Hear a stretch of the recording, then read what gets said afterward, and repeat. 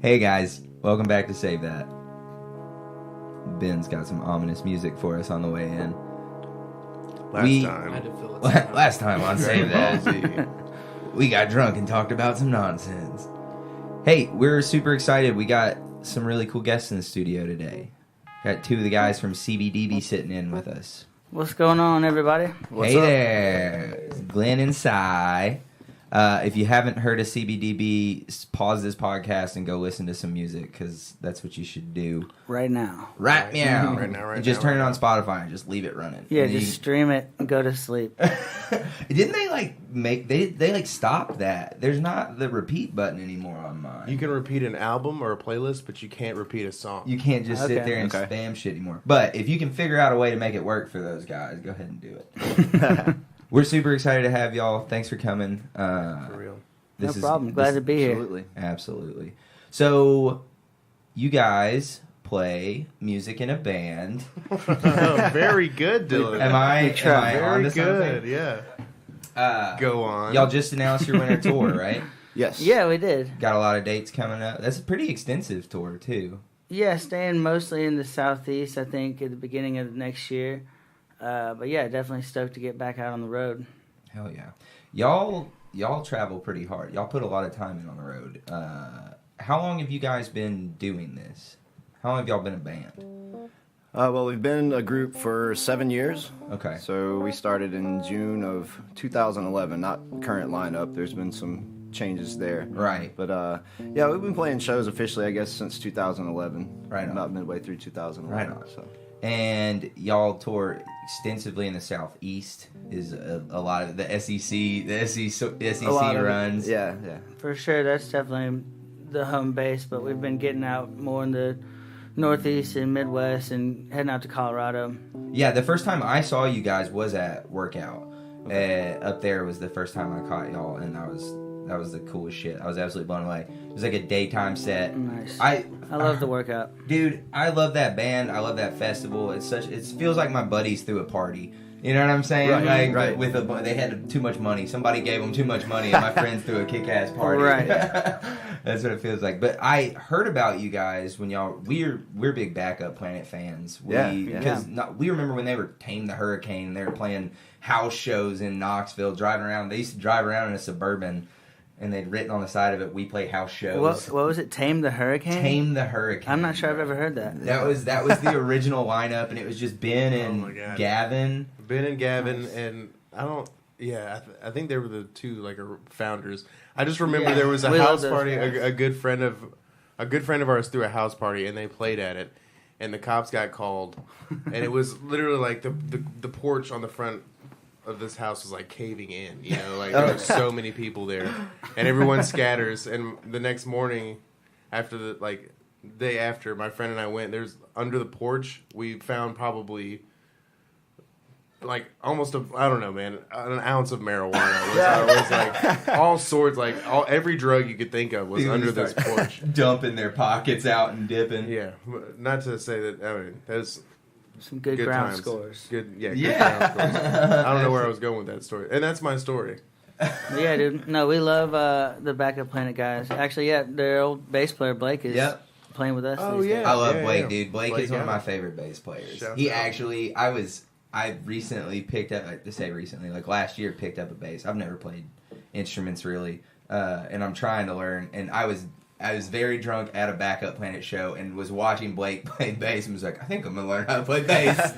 Nice. So yeah, I'm stoked to see him play with you guys. That's gonna be extremely fun, I think. Yeah, it's definitely been a lot of fun. He did a few gigs with you guys on a trial basis before. Right? Yeah, so Mike had to get off the road to be with his girlfriend, and he kind of hit us up with that in the middle of the tour, and so we were like, oh man, we can't really cancel these shows, so Blake was really the first guy we thought of to hit up, and we're like, hey man, if we buy you a plane ticket, will you come play 2 weeks worth of shows? I think it was like 2.5 weeks worth of shows. Yeah, through the Midwest and Colorado as well. So. But yeah, no, he killed it, and so obviously we had a good feeling about it. So when Mike said, that he didn't really want to do it anymore, we hit Blake up.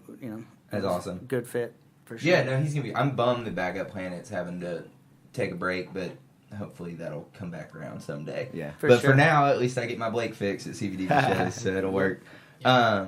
So, you guys have been playing for about 7 years? Yeah. It must be kind of crazy. Like, just now, Tennessee has legalized you. I've been hearing in the news, like, people talking about... We're just here to ease anxiety. You know, we're gonna get CBDB joint hoodies, and for whatever reason they said you're gonna replace paper. Yeah. You can fill air with those guys. Aaron has been sitting on that joke for like 2 weeks. Yeah. No, it was good. When we named the band, we had no idea what CBD was. But it's definitely a happy accident. Where did the name come from? I'm sure that's an obnoxious question y'all get asked a lot. Yeah, no, it does get asked a lot for sure.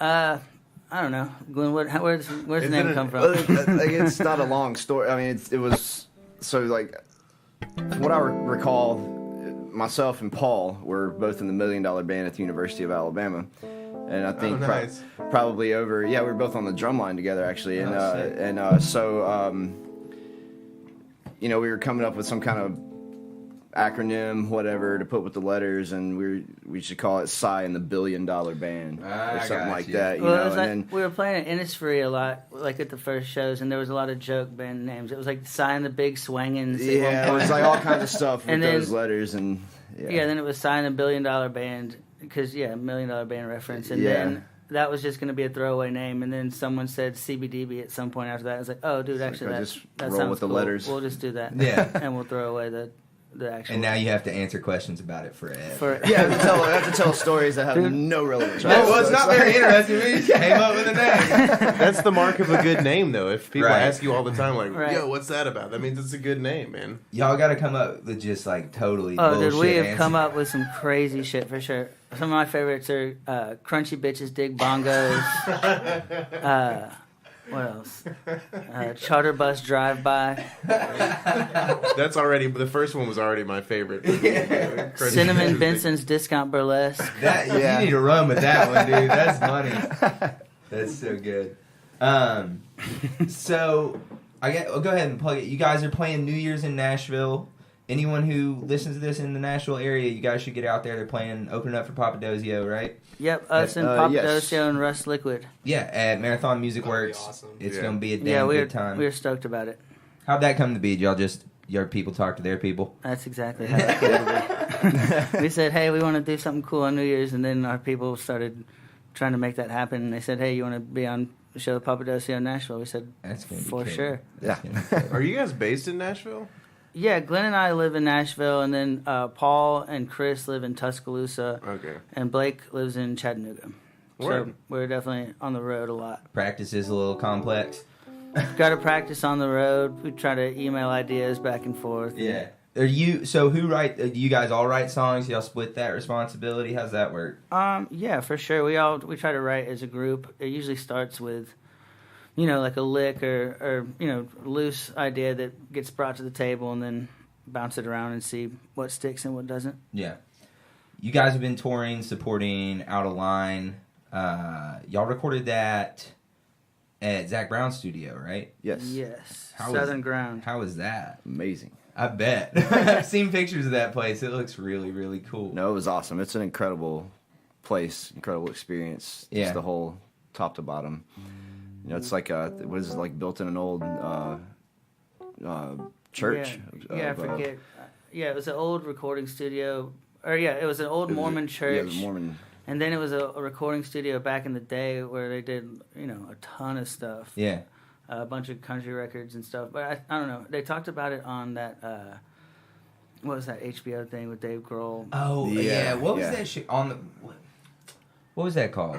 It doesn't matter. I'm not going to plug Dave Grohl on my podcast. Well, yeah. Y'all know who Dave Grohl is. Sonic Highways. That shit is cool. They talk about it in that for sure. I like that show because it was cool to see him go to all these places and meet all these people, but every song sounded exactly the same to me. Right. He's got a sound, Yeah. Signature sound, dude. That show came out and I watched all of them and he did one about Preservation Hall in New Orleans. And I went to New Orleans probably a week after I saw that episode, and I went into this random bar and there's this guitar signed by Dave Grohl, and I was like, oh, he must have done that. He just did that. He was leaving clues for you, Will. Yeah, it's like a national treasure situation. Yeah. But yeah, no, Southern Ground is incredible. It was a really awesome experience. That's killer. There's something about those old church buildings, man. Like some of my favorite venues, like the Tabby, and obviously the Ryman, and like there's just all these. They got good acoustics, man. I don't know if they built them that way or what. Definitely built for it. So it's crazy. Well, that's cool. Y'all wanna start laying something down? Let's do it. Mess around with a little music. Yeah. Jam a little bit. Yeah. So I guess we can make whatever we want to make. What kind of song do y'all want to make? Just See what comes out. There's no fucking rules. And then we'll just jam over it.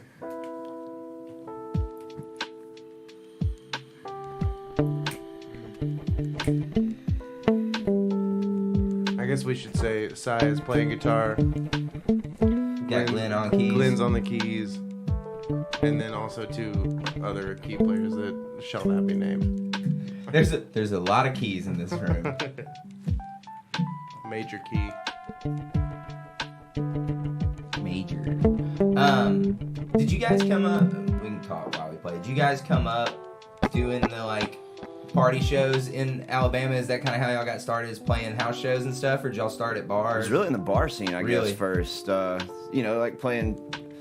start out playing a little bit, and then before you know it, we're playing like 4 nights a week in Tuscaloosa. And, so then we kind of jumped on to the next little level of things. Like, well, let's try to get into this, Greek market a little bit. Yeah, party market that's a like big that, thing, man. So our buddies play. I don't know if you guys know 3 Star Revival. Yeah, definitely. Yeah, so Ben, that's their whole business model is like they've made a scene for themselves and just playing Greek shows, like playing house shows for frat parties. And it's really a good way to do it. I mean, because those kids, they're from all over the place, and they talk, and if they like something, they fucking like it too. Yeah, so they'll get behind it for sure. Yeah, it's funny. Every college town, especially in the SEC, has that band. It's like it was backup planet for us. Yeah. And I'm sure in Alabama it was you guys. Like they're just that band every night. What are y'all doing? We're going to see backup planet. Exactly. That's the way it should be. Yeah, that shit's great. I miss Knoxville just for the. If y'all ever played Prez Pub? Yeah, dude, we have. It's my favorite fucking venue in the world. Like every night, I lived downtown, and every night of the week you could just walk over there, and there's gonna be some cool band that you probably haven't heard of playing 7 nights a week. It's the best. College towns got that going for them for sure. Murfreesboro doesn't have as much. The house show scene here. Barely now. It was good. Like when I was a freshman. Yeah. And it was really good before then. There was a few buddies that I knew mutually through some friends there, and they had a house where their older brothers lived there for years and years, and they just it was like a tradition that they would have a Halloween party every year. Yeah. And throughout that, I've heard so many stories of times before I even was going there. Just tons of shows that were actually good, but now it's like. I would imagine with all the musicians there'd be a lot of cool stuff like that. There's really talented people here. It's just there's not the infrastructure. Yeah. There's not the infrastructure here for what. I grew up here. I live in Nashville now, but I grew up in Murfreesboro, and it's just a. I feel like Nashville kind of sucks the life out of Murfreesboro. I think absolutely, and they call it like a suitcase school. Everybody packs up and leaves at every chance they get. Like everybody's hanging out around here. I don't blame them. Everybody commutes. Yeah, you just drive from somewhere else. I mean, if you're a musician and you live in Murfreesboro, you might as well go play in Nashville, exactly. I guess. But also, if we do our showcase at my house, people are going to hear about it, and there will be a ton of... They'll show out. Where's y'all's is probably Tuscaloosa. Where's your favorite place to play? You're on the road. You can go wherever you want to go. Where you guys want to go play? Man, there's lots of places. Yeah. As far as venues that we play a ton, I think Georgia Theater is definitely one. Terminal West, we've got a show coming up there on December 28th. That's definitely one of the best venues in the Southeast. I don't know, where else? Tipitina's is super cool. We played there. places up north. We just played like Founders Brewery up in Michigan. That was super cool. It's just an incredible experience all around. Really? Just being there and hanging out. So. Well, is it like they have a big campus up there? At Founders? Well, it's like I think there probably is a school there. Yeah. No, I mean like the is there a big brewery? Yeah, man, it takes up like a city block. Like it's huge. Like between big. the tap room and the operation, it's pretty massive, man. And like it holds it's a big place, but it's really cool. That's awesome. Their beer's delicious too. Yeah. Like Founders, that all days. They had really good food. I've got some there, all days too. in the fridge right now. That's good shit, man. Where this is a. All right, we're gonna get woo for a second. Ready? What you got? What's your sign? So, no, I'm gonna just make a big general statement. So what I think music is, at its like basic level, right, is you transmit like a feeling to people through weird air stuff, wiggly air. And so it's like, what kind of feeling do you think CBDB is trying to put out into the ether? Or does it change from song to song, or do you have? I think it definitely changes song to song. I think we don't really set out for any particular vibe. I think overall I want a positive vibe. I think it's happy music at the core, but we're not always happy, so we definitely have songs about sad stuff too. Like losing all your shit at a music festival. Right? Yeah, exactly. Is that based on something that happened to you, Si? No, man. That honestly just came from. I thought to myself, man, Ground Score would be a cool name for a song. It's a great fucking song, dude. And then we, made it up from around that. Yeah, we had the music already kind of written. I was like, all right, I'm gonna write it about Ground Score. I love that. Well, that one speaks to me personally. Yeah, and I have definitely lost shit at a music festival. Lose your whole fucking anywhere, backpack. Yeah. You're just like, I don't know what to do now. Yeah. Where's your favorite music festival to play? What's the coolest music festival you guys have done? Halloween was definitely one of them. We were just there. I don't know. Workout Fest was definitely a cool one. Electric Forest was awesome. Definitely Electric Forest. The production up there is just insane. Yeah, as far as like crazy production, Electric Forest and Halloween, I think we're definitely up there. Okeechobee was really cool. I didn't know y'all played Okeechobee. I'm bummed that I went the first year they did that. I'm bummed that that's not happening anymore. Summer camp was super cool. Summer camp was really cool. I was there this year. That's an interesting festival. It's a weird crowd. You got a lot of folks from like Chicago. So I don't know. It's a cool festival though. I'm a big Mo fan. So are you guys like Mo? Definitely. Absolutely. I'm gonna be there next Sunday. They're playing at Marathon, so that's gonna be tight. Oh, sweet. Yeah. Will, what you got over there?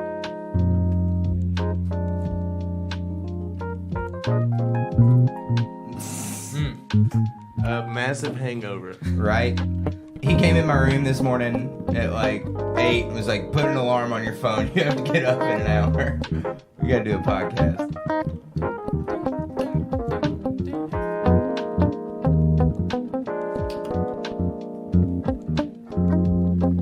Aaron. What's up? Don't you feel real useless when everybody's playing music? No, that's just me. I mean, I think... Grab that shaker over there. Give me a maraca. Yeah, give me a girlfriend instrument. Here, Yoko, take this. Ringo, go sit in the corner. I wrote a song. We'll put it right on the fridge there. Let's see. I like haphazardly wrote some questions down. Tell you what, I got a question for you guys. Yours are better than mine so far. So, you do have good questions. What's your sign? I'm not going to ask that. I'm just going to say that every time you tell me that. This sounds actually a little bit inside baseball. So, do you think that as a band right now in 2018, is it easier to like live as a professional musician, or is there just so much out there that it feels a little bit difficult? Like, I don't know. I haven't experienced it in any other era. No, I mean that sounds like a smart-ass answer. But so when you were playing in 1860, right? No, I don't know. I think it probably has always been hard and easy in some respects. I think stuff like being able to stream music, I think that definitely helps us out because we have strangers coming up to us and say, hey, I found you on, Spotify Weekly or something like that. It's like, oh, sweet, that's the internet working for us.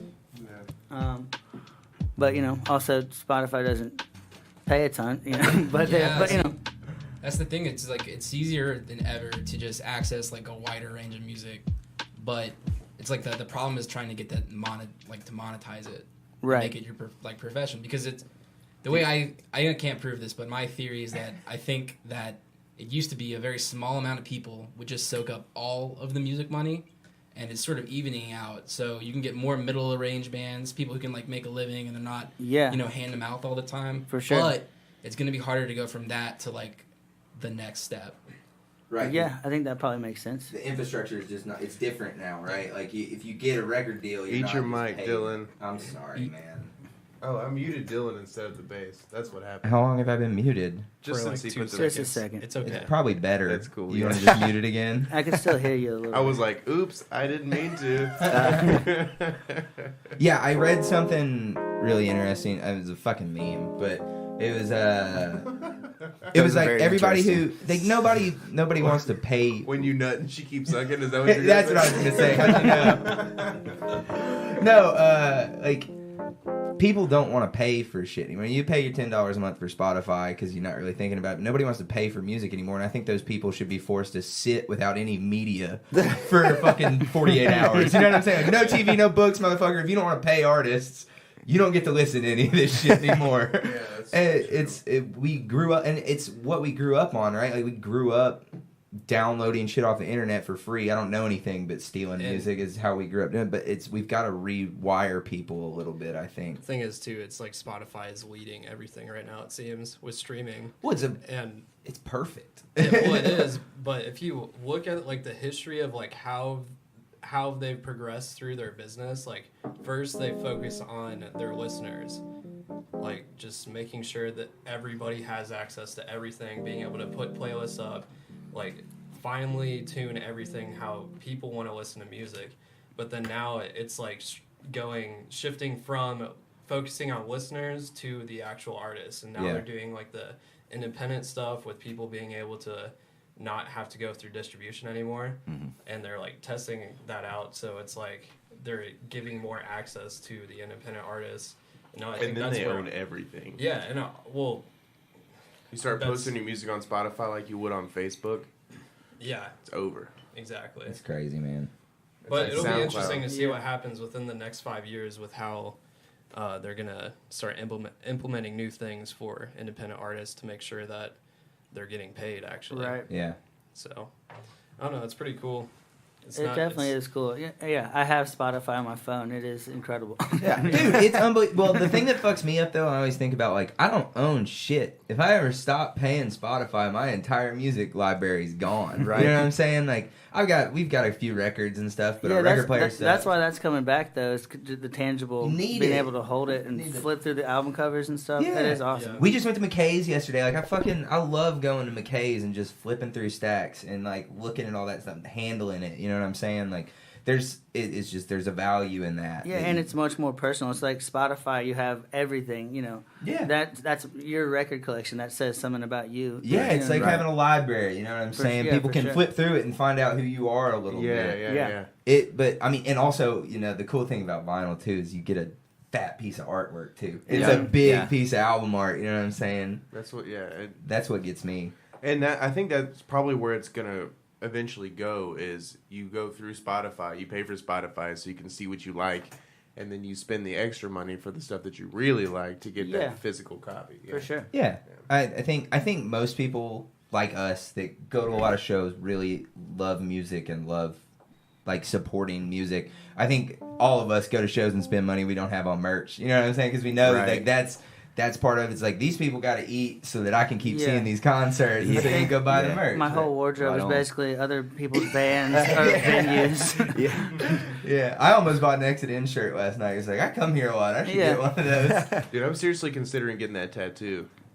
Oh well, yeah, you go. Yeah, you get in shows for free. Why wouldn't you? It's like a cool looking logo anyway. You get it on your ass, and you can do any of the logos. You can just do like an E/I. Oh really? Yeah, it's nothing crazy. Oh, I had no idea they were doing like. Oh, so dude, you tattoo every show a logo for the venue, and they'll let you into every show. Apparently, That's incredible. Sweetwater 420 Fest does that too. So if you get the Sweetwater logo tattooed, can you imagine just whoring your body out for that kind of marketing? Once a year. Yeah, totally.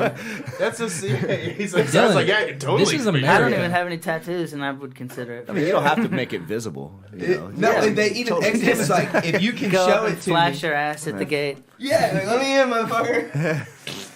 That's it. I need answers with the Exit In one though. Like, if it counts for sold out shows, well, that's not gonna work. Is this window open? Yeah, it is. That's ass.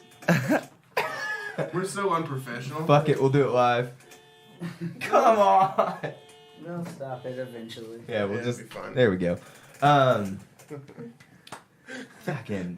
What were you saying though? Yeah, Something smart. I need to know like if is it honored at sold out shows, because that's going to be a big determining factor for me. If you're telling me I can walk into any concert at Exit In ever, I'm getting that tattoo.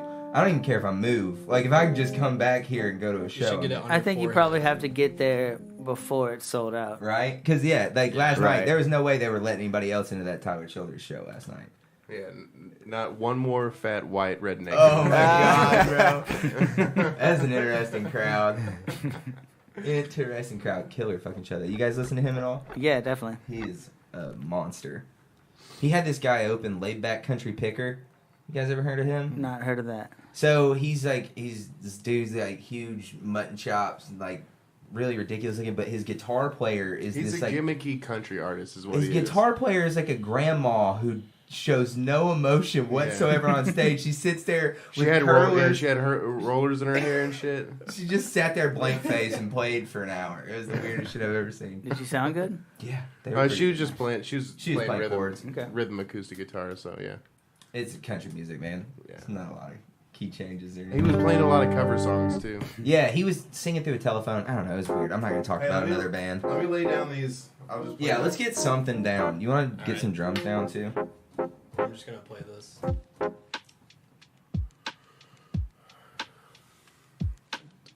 Oh, will you cast yourself up there so we can see what's up? One note. Damn. Thank you. What's y'all's favorite jam vehicle? What's your favorite song to jam on? Or maybe even narrow it, like your favorite song off of Out of Line to jam on. I was gonna say the recent one, Fine Line, has been making some cool jams recently. Yeah. That's a new jam for us. That's a good one. I don't know. Yeah, Fine Line. Final answer. Lock it in. That's a good one. I've heard this story before, but I want our listeners to hear it. Can you tell the Opelika Yellow story, if you don't mind? Yeah, for sure. Basically, we were just leaving Auburn after a show, and we were at Chevron on the way out of town, and I guess we were pretty drunk in the van, and we were being loud. And this girl walked by, and she was like, "Did you call me a fucking bitch?" And we weren't even talking to her. Like, we hadn't even, acknowledged her at all. But I guess we were just being so loud. Yeah, bitch was used, but it was in the conversation that was going on in the van, and she just was at the wrong place. Yeah. When she heard that. And I was just overserved and turned to her and said, "I didn't say fucking." And she got really, really, really mad. And she started calling up her friends to come, kick our ass, or I don't know. Saying they had guns. Yeah. And a few of us were in the store shopping, like getting some snacks and stuff. Yeah, drunk things. Like, so the things inside, people inside had no idea that this was unfolding outside. So like we were just kind of minding our own business, selecting things and whatever. Yeah. Like, guy comes in, our bandmate comes in and just kind of yells the to-go word, like the secret word or You whatever. guys have a go word? What was it? Was it Fuzzy Bananas? Well, it was, but I think it got created that night after this situation. We need a go word. Yeah. So like we made purchases really quick and just like got the fuck out. It was That's so insane. We gotta go. bad. But she was like on the phone apparently with people that were on the way to come. I didn't. Who knows? Kill us? I don't know. Probably. But it's like it's the opalika, not the color yellow, but like someone who yells like a yellow. Oh, okay. So she was just yelling at us and like, I don't know. I consider it like yellow teeth. Just like I find that trashy. Yeah. I find that so interesting that you guys play that song together. You're in a band, and it means two completely different things to both of you. Like that's people always hear the. I think both are true. Yeah. They're both right. Well, that's what it is, right? Is people all the time, like, you listen to a song, and you hear songwriters a lot say, like, no, just take whatever you take from it. Don't ask me what it means. What does it mean to you? Right. And that even at the band level, you can see that play out. That's the cool thing about music is you apply your own life, your personal stuff to it. You look at it through your perspective, no matter what it is. It's good shit. Not to get too. She was a piece of work, though. Yeah, I bet she sounds like one. What? What do you think her name was? Candy? It started. I like to think so. Yeah, that sounds. Yeah, right. that sounds great. Did you say Tammy? Candy. Oh, Candy. Tammy's good too. Tammy, it could totally be Tammy. R.I.P. R.I.P. Tammy from my favorite Auburn fan. Oh shit! I forgot. The lady that called in a fine bomb. Yeah, she did. Terrible car crash. That's so fucked up. And her 3-year-old granddaughter was with her too. Sorry to go south on this whole thing, but yeah, like both of them. Yeah. Well, R.I.P. Tammy. Yeah. That show is hilarious, bro. Fine Bomb is great. Is just like the people.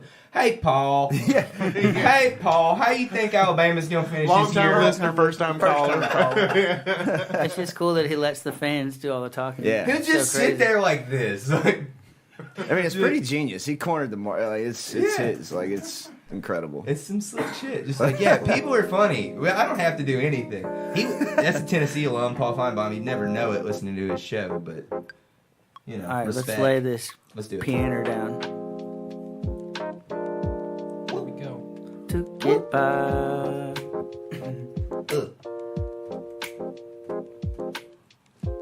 What happened? We should have called this podcast "What Happened." What? Is this still recording? Yeah. I hear it, and I don't see your fingers playing. He's playing too. I was still just playing along with it. I didn't know I was figuring it out. When he's recording, we have to shut up, right? No, that one's it's running only, through it's this. only Okay. analog. Okay. Cool. Did you get it? Yeah, I got it. But that was weird how I just started recording him, and it turned him off for some reason. Yeah, we don't know how to do this, you guys. Yeah. We tricked you. It's cool. It's cool. We don't either. Exactly. Gotcha. I don't think anybody does. It's like So what you I figure like about something out. CBDB songs Go on, Aaron. is seriously though, What's your sign? I love stories. I like hearing storytelling in song. That's why I think I like Ground Score so much. Yeah. And just a lot of like I don't know. I really appreciate when I see because I think that's kind of like lacking in a lot of bands these days. Where I don't know, there's something nice about having a narrative embedded in a song, because that's like the oldest, Right, yeah. like the Sumerian, it's like country, old storytelling. country, like we were just talking about. Yeah, just tell a story. Dude, that's what I love about. I always say that country and hip hop have so much more in common than people would ever think. Like, because they're both for sure. storytelling mediums. Like, country music it's all storytelling. Hip hop, for the most part, good hip hop is all storytelling. Yeah, country, it's simple chords. Hip hop, simple beats for the most part, and just tell the story over it. Yeah. The difference between the two is country's dead and hip hop is very much Country's alive. not dead. I don't know. Country's Y'all were coming just at a back. country show last night. I know, man. he's talking shit. And I was standing there like, this genre is dead. How much did you pay for that ticket? I didn't. He gave it to me. Okay. I could have sold the fucking Well, thing here's for the $300. thing. Here's the thing. I invited Dylan to go see Kurungabin with me. I don't know if you guys know about Kurungabin. I do not. That band is Check them out. They're Check dope. them out. Corey Henry played at Exit In. I invited him to go to that Corey show. Henry. KRS-One. I don't know if you know who KRS-One Definitely is. know who KRS. And there's someone else. There's a fourth show, but Dylan declined all of the invitations, and so I gave him a bunch of shit. And he's like, "All right, I'll give you this Tyler Childers ticket to make up for how terrible of a friend I am." Well, that was good, but yeah, you should go see the shows. I know. I mean, man, every time I don't always. He sent me. He's like, "I free gotta work ticket. out in the morning, dude." It's like, what? I'm trying not to be It's fat. KRS-One, dude. Yeah, that's a workout. Yeah. It is for real. There were 40s abound at that show. Were they really? Yeah, they were selling Colt 45 40s What? Yes. in the venue. Is that? Do you think that's on his rider? He's like, you have to, like, y'all need to get some 40 stocked. I don't know, man. It was a dope show, though. Yeah. Where was that one? That was at Basement East. Yeah, Cool. That it was venue's packed alright. out. I like that venue. It was It's packed right by out. my house. Me Do you too. remember? I don't know if you remember this. Do you remember talking to me after one of your shows? We bought chicken next to each other at Kroger one time, and I knew who you were, and you didn't know who I was. But the next time I saw you, I was real drunk at one of your concerts, and I was like, "Hey, man, we bought chicken bought next to each other." I do remember that, yeah. That happens sometimes. I'll be like looking at somebody. It's like, is this dude like looking at me because he knows what CBDB is, or am I just, you know? I Does this don't know. dude just want some shit? Is my fly down? I don't know. Yeah. Most of the time, my fly is down. That's what it really is. All right, so we got keys. Do we have drums? We're just gonna play that loop for now. I That's guess. what you're doing. That'll just hold it down, and Ben and I can add stuff later. I'm just trying to direct, man. I'm trying to keep us focused on this You're tune. doing great, man. I'm so good at this. Yeah. Hey, Aaron. What's up, Dylan? What's up, Dylan? What's your sign? What's your sign? I'm a Cancer. You are a cancer Yeah, on you are. society. Yeah, people say that a lot. We can all agree on that. I don't like that laugh. Oh, You want to rap? no. Hey, Aaron, do some White Steve raps. Let those chords run, so they can jam over it. Jeez, Ben. Just re-record. How's it them. going over there? Did it not Glenn? work out? You hanging It'll tight? be easier. Fantasy. Yeah, how's it going? I've taken the lead. Fuck yeah. What's the name of your team, Slim? 2nd and 26. Nice.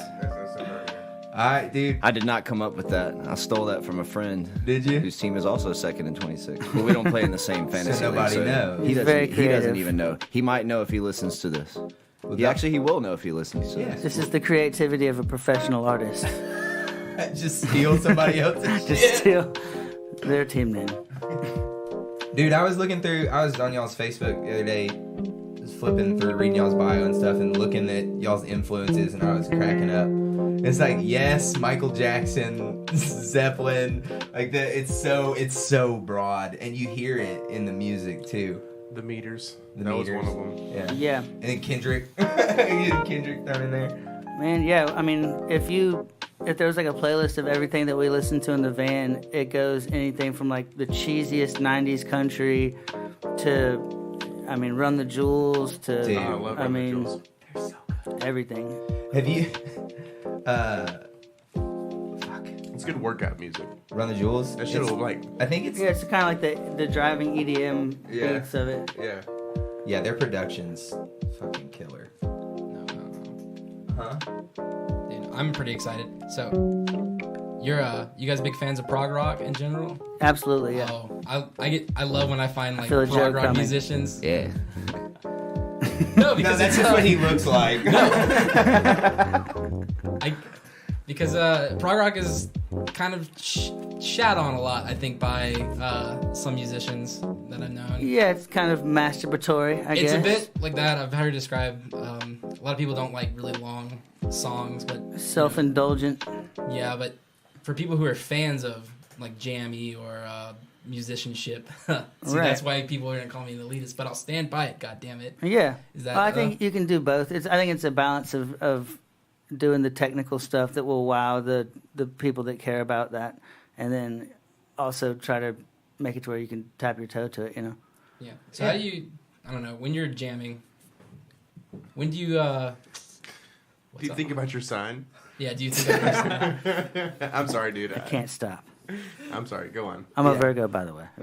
Likewise. Finally, I've been Yeah, we're asking both this whole Virgos. time. We didn't know how we were going to get it out of you. But we had to know. I couldn't tell. Are we serious about it? What I was gonna ask is when you do a lineup change, do you take a while to like get into a groove with somebody? Because I know that a lot of jam bands talk about this sort of non-verbal understanding. Like I think body language is something that we subconsciously pick up a lot. For sure. And I think especially musicians, even if you're not aware of it, if you watch bands who do jams, their eyes are always moving and they're always looking at each other for little cues. Mm-hmm. And I think that's I don't know, it's like a neat little web. You can kind of feel like, all right, the next one coming up, there's something that needs to happen, so just be looking around, or, you know. But yeah, I think that's definitely true. I think we're in the middle of doing that with Blake right now. But I think it's also really fun because it just adds a new energy to it, you know, coming at it, especially with a bass player like that. You know, him and Paul are really the foundation of it, so that's what we're building the jams around, and it's been a lot of fun. He brings a lot of energy, too. He was always, like, climbing on cabinets and shit. He's so fun, bro. Yeah, we've been playing Chopping Wood, you know, nice. The Backup Planet tune that he wrote, and it's fun. He gets really hyped up, you know, getting the crowd hyped up. Takes the lead vocals. And just gets, dude, like... he's great. It was, I kind of watched him grow into that a little bit, I feel like, too. Like, I saw a lot of Backup Planet shows, I guess is what I'm saying. Yeah. We went to a lot of our first, like, real tour was with Backup Planet. Yeah. That's how I found out about you guys, was in y'all play. It was the year y'all both played Aura Music Fest. And y'all toured together, I think, leading up to it was Aura. the Thinking in Stereo tour. Yeah. And that's how I found you guys, was through them. But it was cool watching Blake kind of like, he definitely gained some confidence on stage from the shows I saw, and like really built up what he's doing up there. And like I said, by the end of it, climbing on cabinets and like shaking back when he had that long great hair. Performer. Yeah, absolutely. I think of the show we played with them when Carson was still their drummer, and that was it at it was at a deli. Where was it, in Memphis? Oh, maybe? in Memphis, yeah, the Young Avenue. Avenue. Yeah, and just like thinking just how that was the first time we played with them. And after that accident they had, Chris stepped back in to replace Carson, and just watching that whole evolution of Backup Planet from our very first time meeting those guys. Yeah. And just to the stage presence they had leading up to their hiatus, so it's like it was a cool, impressive. There was a big energy with that band. Yeah, it was fun to watch them grow. But I mean, I've been watching you guys grow too. Like y'all's shows, I've been watching those crowds fill out, and it's been cool. I've been seeing you for a couple years now, and like I've been at some where there weren't so many people, but like that Halloween show was fucking rocking. Man, that was definitely a fun show. Yeah, I was Gandalfed out front. I was Gandalfed up front. I gotta give my buddy Ryan a shout out because he literally specifically asked me to. He's the dude dressed as stuffed avocado. I was about to bring that up, man. He loves you guys. I can remember like looking down and I can see the avocado, and then like a few songs later it clicked. It's like, oh, he's a stuffed avocado. Yeah, nice. He actually stuffed himself. No, I saw the avocado and then I saw the stuffing coming out later. It's like, oh, he's a stuffed avocado. Yeah, he was like, I don't know how long this is gonna last, but I need to do this. He had to see this. He's like, I don't know if anybody's gonna get it. And I was like, Sai's gonna get it, bro. My friend Joe, one of my best friends, he lives in Wyoming, but he was in town for that show, and we were all sitting like kind of towards the back, and he was like, "Are you not going to go up front and let them see you in that stuffed avocado outfit?" And he's like, "No, that's fine, man. They might see me later." He's like, "No." Joe like grabbed him by the arm and like, front. yeah, exactly. It was hilarious. Go party, man. Yeah, it was fun. Joe brings that out of people. Yeah. This is I don't even know if you guys will want to answer it, but what's the worst show you've ever played? What's the show I think there probably is an answer for that one. Answer. I don't know if our answer is the same. You answer and I'll sit. Okay, because I'm going to tie this in with all right, with 1, 2. 1, 2, 3. Halloween show at the Bear Trap. Oh my God! Now that he said that, mine was going to be the biker bar in Montgomery, Alabama. Oh damn! Shit. Yeah, okay, that's 2 good stories for that. Yeah. Halloween show at Bear Trap was our first Halloween show, and they just gave us too much liquor on stage. I was overserved. Like bottles, and we were like very, very, liquor. very overserved, and that was just like too much of a home space for us, where we just felt too comfortable, and it was not good. It was like we were very young as a band, and it was not good at all. This guitar doesn't work anymore. Right, and there was definitely a part where we were like playing like a half step up, and just it's not good. What was yours? But yeah, Glenn's is probably a better one. So yeah, we played. We were on probably like a weekend or a 2-week run or something like that. Anyway, the last show of it was at a biker bar in Montgomery, Alabama. That was like along a service road of a 4-lane highway that was next to car dealerships and things like that. Oh, that's where dreams happen. I'm telling you. And but yeah, it was just bad vibes going in because we pulled up and the whole parking lot's filled with Harleys and everything, which I'm a big fan of. I love motorcycles, Harleys, and all that kind of stuff too. But I, it's almost like we didn't know exactly. We kind of knew what we were walking into, but the patrons inside had no clue what you guys what we were coming to do. Just like, and so it was. We were just getting the vibes were pretty cold in there. Heckling vibes and cold vibes. One guy came up and he was like, "Man, you guys sound all right, but we don't know a damn thing you're playing." Play Skinner. But it's like and then on the way home, our van's wheel fell off. That was the tie-in to the story. We'd been having some trouble with one of the axles, the left rear axle, leaking oil. The seal was broken. So the quick fix is to stop and have someone fill it up, repack it with the oil and grease, and move along, But so we had gotten to our last opportunity to have that done, before that show. So we had it filled up and hope for the best. Maybe we were in Montgomery. We were all still based in Tuscaloosa at the time. So it was a quick trip home, no big deal. Stay on the interstate in case something happens. We won't be out of service, whatnot. Anyway, so something happened, and we could kind of hear it happening. All of the grease and oil leaked out of it eventually on the way home. We were on the interstate, maybe going about 60 or 65. Yeah.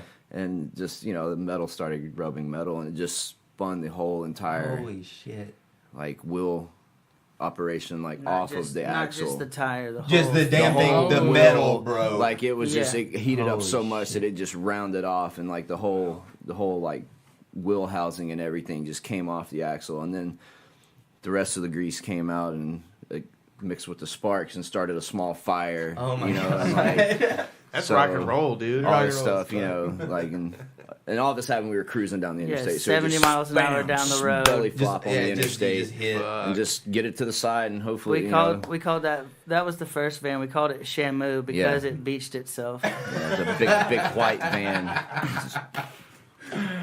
But so that was my opinion of the worst show probably that we've had to play, and tying that in with a not so what could have been a totally worse experience than it was, but we were lucky, I guess. A little bit. If you can consider that lucky. It's weird how that energy transfer is so important at a con. We'll go woo-woo again. Hey. There's very much a very real thing when you go to a concert. The crowd is so important to whether or not it's gonna be a good time. Granted, there's bands that can make any crowd have a good time. I think, in my opinion, you can make anybody have it. But if the crowd there isn't into it, if they don't want to have fun, it's gonna be a weird night for everybody. Right. You know what I'm saying? I find that interesting that it's a conversation kind of. Right. Totally. Anytime you're playing a show, especially with what you guys do, jam music is conversational. I think in a lot of ways. You're teasing stuff and you're putting things out and pulling them back all the time with jams. You take it somewhere and kind of ease it. It's very conversational. It ebbs and flows. You know what I mean?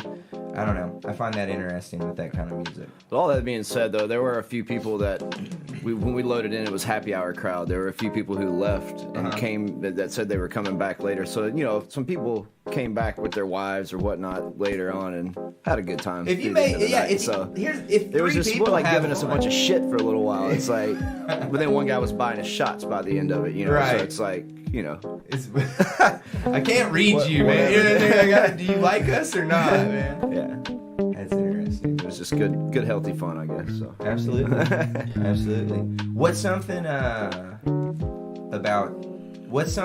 tour life that most people wouldn't consider? That's either a cool thing about it or something about it that sucks that most people probably wouldn't think of if they've never been in a touring band.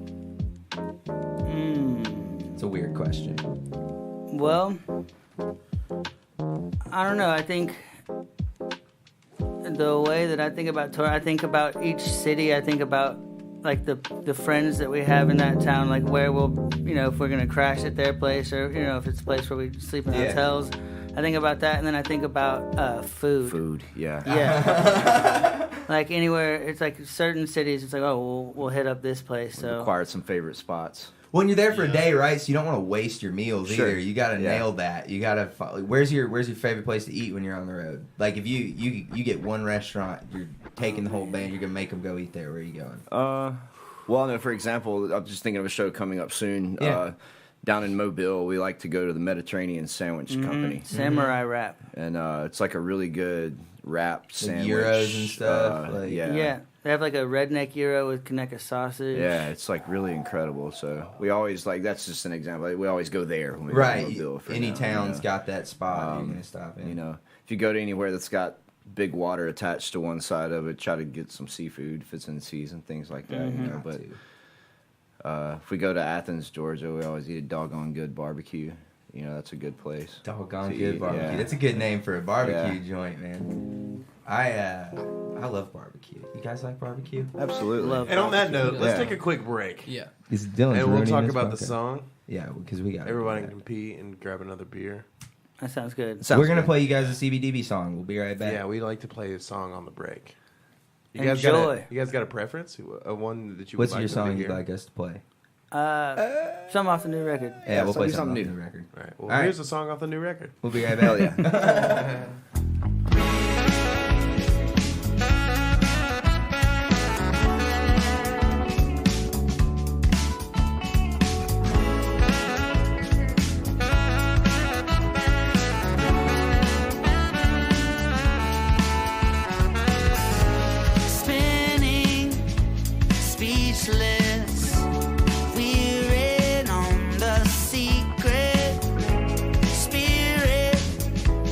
Back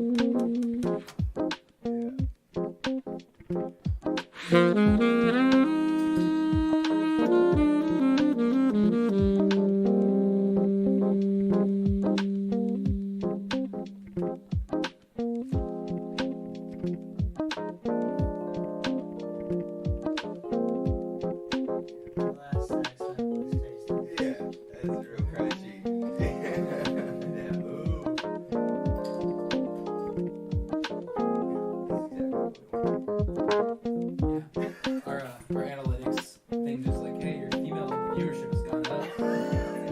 Everyone's pregnant.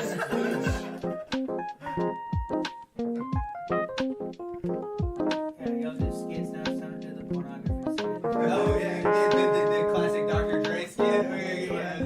He was that new Anderson .Paak album. Oh, it's pretty cool. You should check it out. He's great, man. The new one, it wasn't what I was looking for, but it's still dope. And he has Dre producing the whole thing. And so there's a sex skit because Dre did it.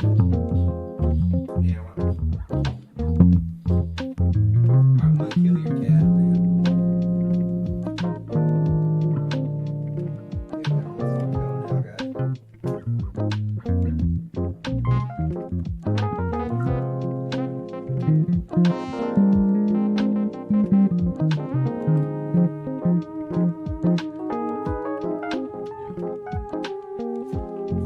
Almost certainly ruined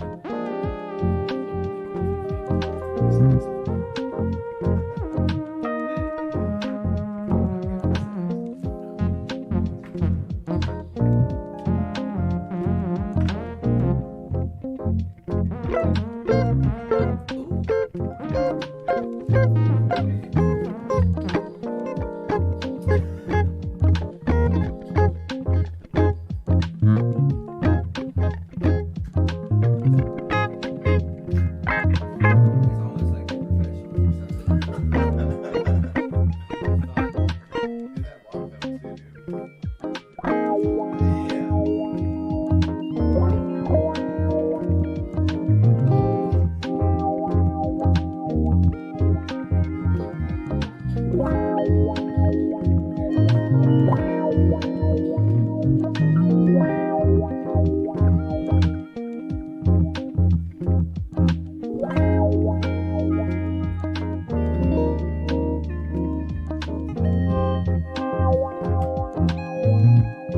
Are we running? Is all this stuff? It's like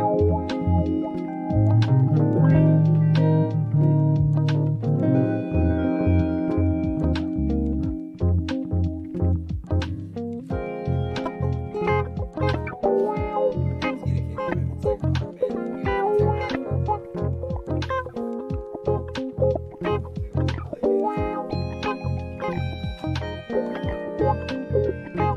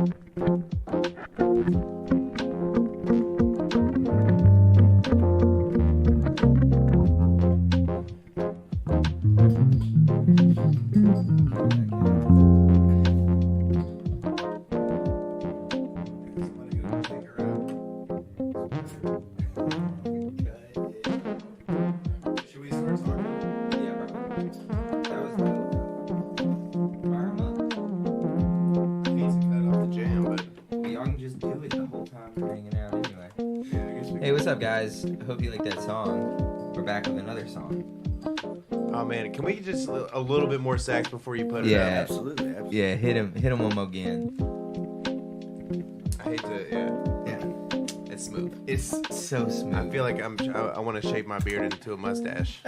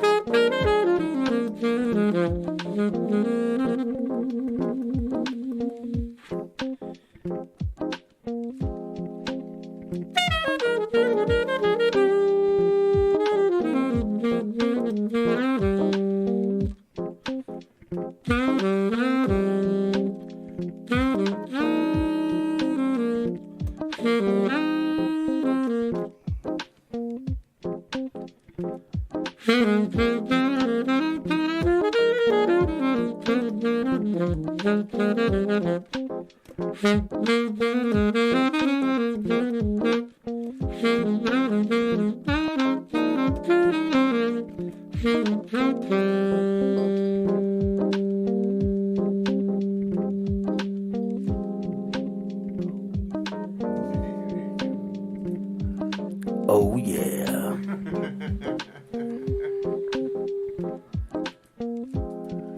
Yeah, that was Glenn Dillard on the saxophone. sensual. Slim guy. Yeah. No, dude, that's so dope. I love that. I think that's such a big part of y'all's sound too. That like kind of sets you apart a little bit from a lot of jam bands going. I mean, Totally. you know, it's not super prevalent in the scene. I fucking love saxophone. I think it improves every song. The most sexual of all the instruments. Dude, absolutely. Bill Clinton plays it. That's all we need to say. Yeah. Agreed. If you're making love with your significant other and you're not listening to a song with saxophone in it, You fucking up. are you? Yeah, you fucking up. You fucking up. What do you do with your life? Hey guys, Check your nuts. check your nuts. Check your nuts. Well, we're back. That was a good break. That break was good for me. Was that break good for you? I think we just For stumbled sure. on a great new format where we talk on the first half and jam on the second I think half. that's kind of Yeah. where it's heading. You guys are on the ground floor, just seeing how this shit progresses. Glad to be a guinea pig. Yeah, dude, when they build the statues of us, you'll be on the plaque. Nice. What's your sign? What's your sign? Damn straight. So yeah, we've got some bones to play with now. What do you guys think we should do? Dude, think that's it? That's it. Yeah, we're straight. Now we just get to talk again. We could. I mean, if you want to do like just jam on some guitar solos, like on the out part. Yeah, we'll do that going out. On the out part. We could write some Outro? really great lyrics on this show. That always works well. Yeah, Dylan rap. I'll spit some hot fire, dude. Dylan. Oh man, we had some good conversation on I the know. break too. We wasted all of it, Oh, man. you can't Yeah. think of it like that. So here, I'm going to fan out for a second. You ready? Let's go. Let's do it. I love New Eyes. Nice. I love that song. I don't know why. For whatever reason, that song, like... It's a beautiful It's song. very positive, happy song. Yeah, I love it. Very bubbly. Like, my roommates, they don't listen to you guys, but they know the lyrics of New Eyes because of me. Because it's one phrase over. No, dude, that is definitely our. We were talking about Spotify earlier. That's definitely our most Yeah. streamed. Oh, is it? But yeah, by That's far. interesting. yeah. I don't know, actually. It's over 1 million streamed, and there's not another one that What? is. Yeah, dude. Fuck yes, that's awesome. That song. I mean, the song's beautiful. If you got a significant other and you put that song, I didn't on, mean they're to sound so gonna surprised. like It's a it. great song. Yeah, it's actually about Chris's daughter when That's she it, was yeah. first born. Oh, I had a actually- suspicion about, like, the meaning behind it. Yeah. But I wasn't really... I was going to ask you about that. So, yeah, yeah, it's no, about... it's about Chris's daughter. Yeah, That's crazy. Yep. which it makes it make more sense when you For think sure. because she does. Well, I mean, it's definitely a love song, so you can, make it mean whatever you want. like we were but- talking about earlier, right? It's just whatever you impart on the music. Yella. Yella. The yellow factor. That's what I'm calling it from now on. I like that. Coin that. Say that. Trademarked. We don't have anything trademarked, man. This cat. All right. For the listener at home, there's a There's a cat, cat. on the table. You can't see it, but it's Neffy causing kitty. problems. Yeah, man. Poor little kitty. How long you been playing sax, Glenn? I started. How old are you in the 6th grade? 11. Yeah. So I started when I was 11 in beginner band at Dixon Middle School in Talladega, Alabama. Hell yeah. Hellfire. Raise hell and praise Dale. Legends go left, baby. Jesus Christ. I thought that was like a friend group exclusive No. joke, and then I found out everyone says that Hey-o. shit. There's the cat again. Cat's back. Y'all. Oh, my fucking God, bro. Y'all, It's travel mug, bro. damn Skippy. Does that have like the hand trigger on it? What? the hand trigger? No, it's got the thumb safety. Okay, yeah. Will, you are struggling today, son. Dude, I am struggling, yes, but let's not call attention to that. My friend has a coffee mug that has like a finger trigger on it. So literally you like you're shooting Okay, someone yeah. and then Right. it opens up this thing here and then you drink the coffee, you know. That's some next. That's pretty And, awesome. Pretty good and idea. that's my story. It exists. My new road souvenirs have come into coffee mugs as well, travel mugs. So yeah? You like to get like I'm that old fart now. you're like You know, I buy miniature license plates at gas stations. magnets. bumper stickers. Yeah. What's the farthest y'all have traveled for a show? The furthest north was this past run in up in Wisconsin. Actually, that was where we were in Wisconsin, or Yeah. And what I think was in more Wisconsin. was there something that was was more more north, north. than I guess Wisconsin was? But what in New York was Saratoga Springs. Saratoga Springs, Yeah, that was that. And then the furthest west, I guess, has been Colorado, specifically Steamboat Springs. So, Yeah. How many dates? The cat did that. How many dates? Cat do you does get? good stuff too. Yeah, sometimes Oh, the cat she did helps. that? Nice. Yeah, she turned some funky jams back on. How many dates do you guys do? I know y'all are on the road a lot. Like y'all travel. it's anywhere How between many- probably 120, 130 shows a year. Yeah. So it's broken down. That's wild. About a third of the year.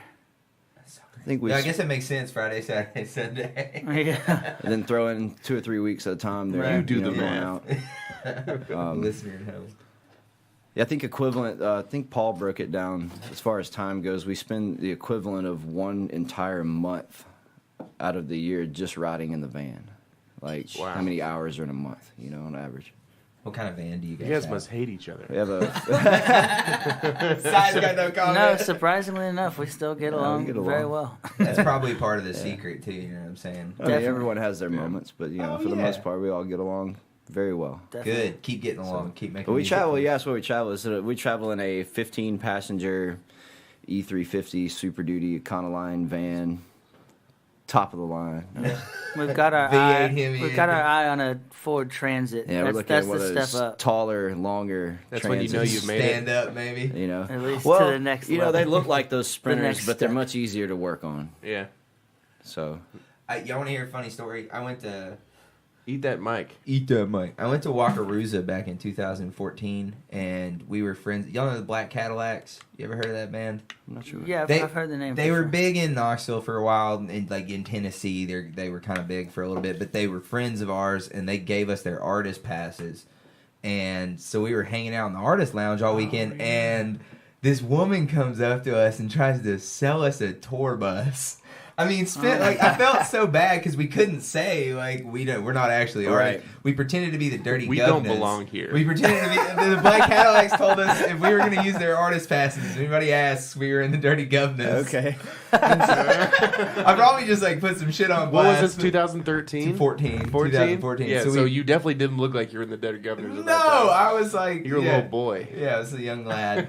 But we pretended like we were in this band. So she comes up and she's like, "You guys been looking at a bus?" Look at my friend. I'm like, "Yeah."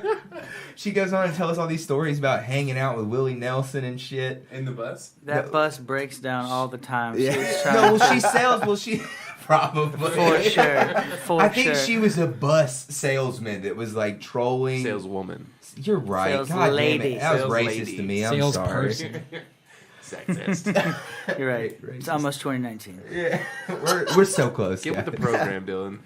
But yeah, she was. I mean, like I felt bad. I wanted to be like, look, you're breathing for. You're just wasting time. Like we can't buy a bus. Did you like take her aside and say, "Listen, we're in the Dirty Governors and we have an awesome bus already." Yeah. No, I Who the just fuck kept. do you think you are? Where did you Selling get it the all? dirty governors a bus. Yeah, we've been looking at jets. All right, It's G5, man. Yeah. maybe even the G6 if we want to splurge.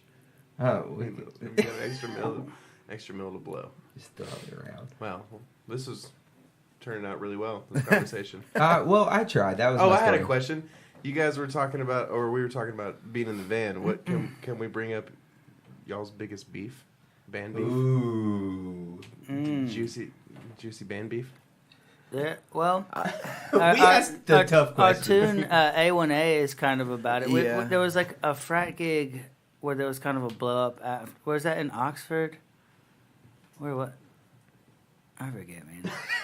There. Honestly, there's been precious few of those, but it's definitely happened. I can't remember. Yeah. probably- I don't know where it came from, Just but people that being song was tired. definitely written about just people being tired and Yeah, You just know. kind of being tired, grumpy in the van. fuck off for now. Yeah. Like, we'll see you next week. Right.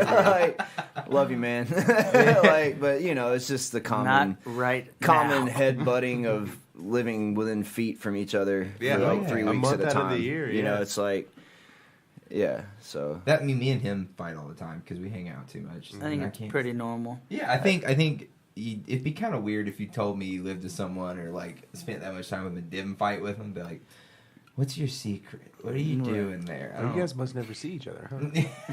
you just do your own That's thing. usually the case.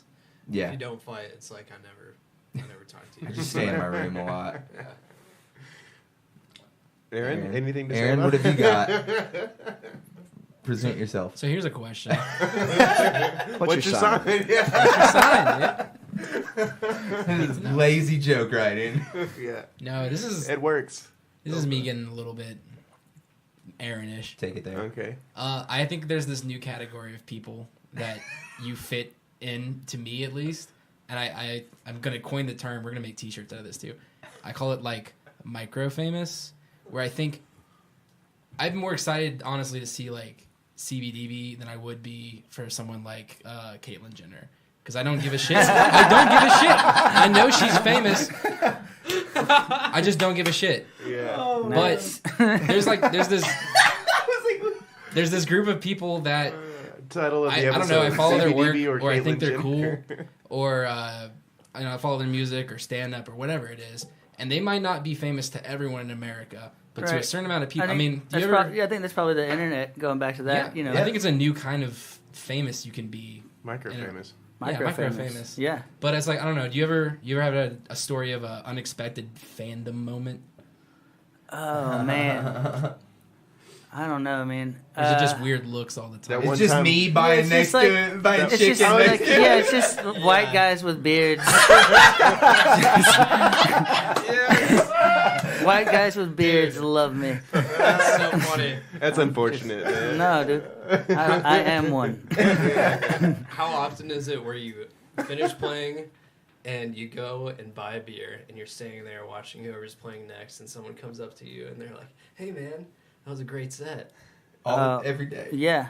Every day. All the time for sure. He'll be buying chicken and some dude will just be like, great set, bro. Hey man, I got his chicken. It's cool. That's what's on me. That's definitely the weirdest is when it's like somewhere not related to a venue or anything like that. And it's just like Check there's that out line in moment the of grocery like, store. where? It's like, is this dude know me? Like, Oh, yeah, you were I feel talking- like I feel like I recognize this white guy with a beard. Got the checkout line at Kroger. They all look the same. They all look the same. You were talking about being in D.C. and someone yelling "Roll Tide" at you guys. Well, yeah, I mean, I don't know if that That happened happened there, but it's happened at some of the all most the time. random places. Our you know, first it's time just- in New York, I had never even been to New York, period. And then right before we were about to start, I mean, I was pretty nervous, just first New York show, Yeah. and someone just shouted, "Roll Tide!" We're like, "Uh-oh." Okay. Like, We're home. Okay. We're home, man. We've got that one Back person. in Tuscaloosa. Yep. I will say this podcast is proof that music heals all wounds. 'Cause we got two fucking Alabama fans sitting here and we're all being nice to each other. Yeah, music is common ground. Yeah. For sure. Absolutely. Well, we said this also on the break, but if we He's also if we good. were competing at all, I would probably be talking more shit. But You might be a little more sore if you were Georgia fans. Yeah. Sorry. You guys wait. Sorry, Athens Too folk. soon. You guys wait. We love Like you. in like next year, man, we're just gonna be all up in y'all shit next year. Just next year. give it 5. One brick at a time. We're champions. There's my alive. shit talk for the episode. Shit, There's yeah, my you shit pulled talk out for the episode. The brick joke, damn, bro. Champions of life here on Save Yeah, That. I'm just waiting for Nick Saban to fucking retire, and then we can, Then have- football I might think, be yeah, fun probably again. the rest of the country. Let's be honest. Well, that guy's gonna die before he retires. He's gonna die on the field. Like he's never gonna stop coaching. Just football. stroke, and he's screaming at some guy, Yeah, purple just- face, and just stroke out on the field. and they're still gonna win that game by like 20 Yeah. points. Yeah, for in memory of coach. Yeah. So Nick Saban's the devil. What all have we learned today? What have we Dylan? learned today? Nick Saban's the devil. Hail Saban. Hail Saban. I've never heard that. That's incredible. Also, I'd like to go back to the "I was overserved" statement. That's like one of my favorite ways to say that I was really drunk. Yeah. It's such a classy way to be like, "Yeah, I was hammered." A little overserved. I was And you get overserved. to It was put it not on my somebody fault. else, right? Like it was them. Yeah. Them over there gave me too much It was alcohol. the bartender's fault. It had nothing to do with my They alcoholism. kept, You know- they kept letting me make choices. Yeah. You know what sucks is when a bartender recognizes you and you don't recognize them. I was at Tower Childers last night and the girl laughed at me every time I bought a beer. And she was like, when I was closing out, she's like, "Oh, you're gonna close out tonight?" Did you not close out the first I time? guess. That's probably why she was being so nice. She probably gave herself like a $30 tip. Yeah. And then was like, "Yeah, good luck, I man." had a nice sushi dinner on this guy. Yeah. I would be nice to him. All right, so should we do our suggestions? And I'm thinking, yeah, exactly that. You guys want to wrap her up? All right, let's crank her. Oh yeah, he's got to put on soft, smooth no. music. Oh, man. Can I get a beer? Yeah, absolutely, dude. yeah, will you grab Will me you one? grab me Yeah, one just as well? grab the whole Absolutely. box and bring Okay. it in here. Done. Damn, y'all gave us a heads up on this. Now I need to think. Oh, I can Yeah, start you off if can you do want it. to It's think cool, about dude. it. I'm never We- prepared. No, and I Will, do yeah, this Will doesn't weekly. ever have I think one. I'm the only person who thinks. You're the best ahead. part of this podcast, Aaron. Oh, I got a really. They were great questions. he had killer. I got a fucking great I'm questions. glad y'all didn't ask where we met, where the band started. Right. There's a list of 5 questions. Obviously, Yeah. you got to ask what CBDB stands for, but Yeah, you there's got to. 4 other questions. There's oh, Here's God. the dilemma. I heard you Well, on put 2 the. beers right there. Are we one short? This That's is the fine. last one. That's fine. I'm out. It's all good. There's a Yingling in the fridge. That's me. There's 2. There's actually 2 in the door. All right, take good. Alright, Good so deal. Shall I grab them? Yeah, probably. Okay. You're the man, Glenn. He came to do the podcast. Yeah, one more time though. Thank you guys so much for coming down here. For sure, it's been a lot of fun. It is. It's cool, right? It's a silly little thing we do. All right, so my suggestion this week is a podcast called Lexicon Valley. It's run by this linguist named John McWhorter, and it's just super fascinating. The guy, the best episode to start off with is he basically explains where Southern accents come from. Okay. And it's this like crazy chain of events that just lead to the way people in the South talk that I'd never even heard. Like he plays some examples of people from like the 30s and 40s, and then you realize that our Southern accent isn't even anything like their Southern accent, and it's been and he keeps. The coolest thing if you listen to that episode is that you realize that language just completely changes every 30 or 40 years. Thank you, Ned. That was the cat.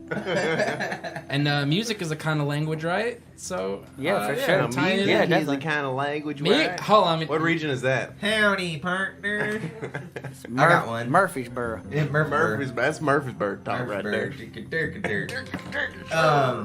If you haven't seen it, if you haven't seen it, you're living under a rock. But go check out The Ballad of Buster Scruggs on Netflix. Oh yes, I've been wanting to watch that, dude. It's fucking incredible. Okay, like is that on Netflix? Yes, it is. It's Coen Brothers. Okay, cool. Did it, and it's like an anthology movie. There's like 5 or 6 stories, and it's like 2.5 hours long or something. Explain. And it's all Western. Yeah, they're all Western. Who the Coen Brothers are and what they've done. The Coen Brothers are some people don't know that. An extremely prolific production tandem. Two brothers. Tandem. Tandem. God It's a tandem. We've been drinking Rolling Rock and whatnot. But yeah, they're brothers that make really, really good movies. No Country for Old Men is a Coen Brothers film. I'm blanking on everything else. But they've made a lot of dope movies. Fargo. A lot of movies The Big you Lebowski. really like. Yeah. Like the best dark My favorite humor, movie of all time. The best dark humor that anybody's ever done anywhere has all come out of the Coen Brothers. So check that shit out. It's you're already playing Red Dead. You might as well just fully immerse yourself in. I'm gonna do it. That's my next one. I'm watching Atlanta right now, and then oh my god, bro! I'm going to see Childish Gambino as soon as once I leave here. I'm going to see Childish Gambino tonight. Atlanta is the shit. I haven't seen that one. Atlanta, it's his TV show, dude. It's incredible. Oh yeah, I mean, I know of it, but I haven't seen it yet. You should definitely watch it. It's really, really good. It the characters are so great. It's just fun. It's a good show. It's weird. It's like really surreal comedy. You know what I'm saying? Like he's walking down the street and people are dressed like cows. Like it's a bizarre television program. It's bizarre, but it's also it has a lot of subtle things. Yeah, everything's really like it'll make you chuckle like 10 like the episode later. with the white dude that is super into black culture was so good because of how I remember the that social episode. cues and everything in that were just it was he's good. like, "What's up, brother?" Yeah. It's really good. Y'all should check Atlanta out too. It's on Hulu, and they recently did a thing for Cyber Monday where it's 99 cents for a month for a year. So Hulu, get at us because we just plugged you for free. Shut the fuck up, Ben. Free. Get at us. Get at us, Hulu. No free sponsorships. You guys owe us money now by rule of podcast law. If you shit your pants all the time, where depends. Depends for people who don't really know how to shit in a toilet. All right. On that note, so my suggestion this week is, I don't really know much about it, but a friend of mine at work told me that apparently scientists are finding out that Benjamin Franklin might have been a serial killer. They excavated his house and in the basement found 1,200 human bones. What the fuck? So, yeah. So he could have been conducting experiments on people and doing like super weird scientific shit. Or he could have been murdering people that he was stealing ideas from. I don't like that theory. That seems like it is a real thing, and I would suggest looking into it and reading up on it because your own research. Yeah, Benjamin Franklin was overserved. He was. Too much mead. Yeah. Wow. Mead is good. 1,200 human bones. 1,200 human bones. That's terrifying. And I'm pretty sure the adult human body has like 364. So at least 40 people or something. Yeah, Can we get a different song? Yeah. That got Well, it was really appropriate weird. for all the bones in All right, here's the Franklin's next one. basement. All right, Willie. What you got, Slick Willie? Oh, God. I got nothing, man. Earl Sweatshirt put a new album out. Yeah, I guess I could. Yeah, that's a good one. We already talked about Oxnard. Yeah, we yelled at each other about that. They haven't heard it yet, but I've been playing Red Dead Online a lot. Yes. Man, I don't know. I really don't have anything. CBDB, that's my plug. yeah, fuck yeah. Hell Listen yeah. to their music. Yeah. Look, he's got a sticker on his fucking water bottle right there. I Oh, don't know if yeah, you guys dude. noticed that. Latest tour. Yeah, tour man. sticker. Yes. CBDB, check them out. Play with it. Play They're with the good beer. dudes. Play with the beer cap, kitty. Not only is the music good, but they're fun to hang out with. Yeah, they're Oh, good yeah. dudes. Okay, along with CBDB, check out some other kick-ass Alabama bands. Little Rain Band, Winston Ramble, Tragic City. Who else, Glenn? Taylor Honeycutt, Yep. Will. The Lagoons, Damn, are you guys writing this down out there? Lamont Landers band. Lamont Landers Band.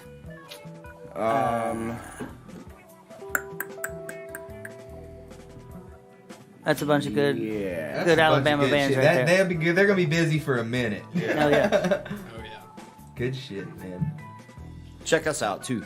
Yeah, guys, listen to CBDB. If you're in the Nashville area, they're gonna be playing New Year's Eve Yeah, at Papadocio. Do not fucking Marathon miss it. Music Works, and then if you're in Atlanta for any of the Humphreys run, we're doing a after show Oh shit! at Terminal West on the Fuck 28th. It's not an yeah. after party, but it'll be a late night show. It It will will be a start party. after After the party. Humphreys It show. will start So after. And it if will you're be a at the party. Humphreys We show, will make we're it gonna big. throw a party Yeah. later than they are. You know, Yeah. It's a party that happens It's so after the first facto. party. It's an after party. I think Doom Flamingo. Or I'm not. Or, never mind. We're the only show that night. Yeah, Wait, just go dude, see them. Isn't that Stay Six Man? It is. Yeah. Soon? Yep, go, I think go see they're Steve the Martin. official Awesome, after dude. party at Variety Playhouse. Oh, y'all, this is legal shit. Y'all can't say you're the after party because Right. there's an official one. Official. I think we'll be okay. But But we'll Yeah, go they're see not listening to CBDB, this. please. It's a party Yeah. after the Humphreys show. It'll be good. Hey, Yeah. thank you It'll be a guys good again. So And we're much. gonna have our friends Wild Adriatic Adriatic with us as well. Yeah, listen at to that Wild show. Adriatic, too. Check them out as well. They're our friends from New York that we toured with Hell yeah. for a I've heard big- the name, big but I portion haven't of the listened. I'll Avalon check tour. them out. Yeah, dude, they're fun. I'm gonna bump that on the ride home. All right. You guys are fucking awesome. This was a lot of fun. Thank you for doing Thanks it. so much for coming, guys. Yeah, If you for ever want to sure. do it again, you're always welcome. Thanks, boys. CBDB. Awesome. Go Thank you buy, for having us. Go buy Out of Line. Go buy their merch. Go see them live. They got Oh, dope yeah. T-shirts with Pac-Man on them and shit. Get in there. CBDBmusic.com. Yeah. Get it. Save get that. it. Save that. Save that. Save that.